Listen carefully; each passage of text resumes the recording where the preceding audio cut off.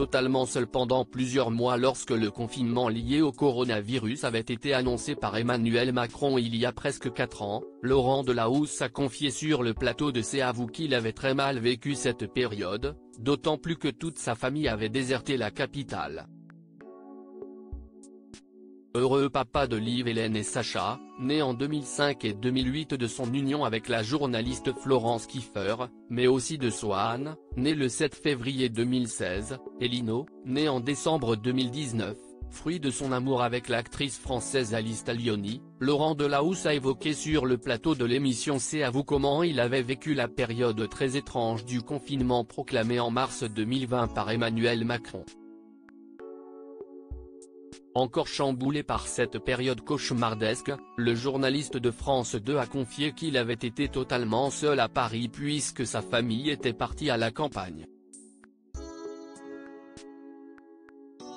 Je pense vraiment que j'ai eu la sensation d'entrer dans la 4e dimension.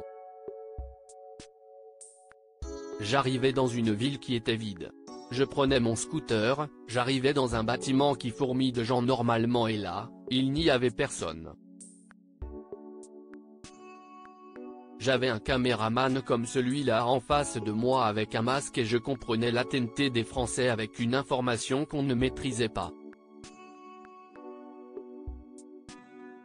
C'était très particulier, une vraie solitude, a-t-il expliqué. Parti se mettre au vert, sa compagne, déjà maman de Charlie, née en 2009, dont le père et le regretté Jocelyn Quivrin, avaient préféré quitter la capitale avec leurs enfants par précaution. Laurent Delahousse, seul à Paris. Le journaliste de France Télévisions confie alors, « Moi je venais d'avoir mon fils, note de la rédaction, Lino, ma famille était partie à la campagne. J'étais tout seul chez moi.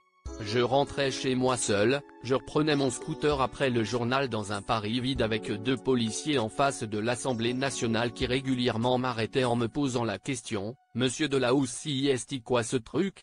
Si est quoi ce truc ? Le Covid ? » Je ne sais pas, c'était quelque chose qui était assez irrationnel, et si est vrai qu'on avait cette sensation d'être dans quelque chose d'inconnu.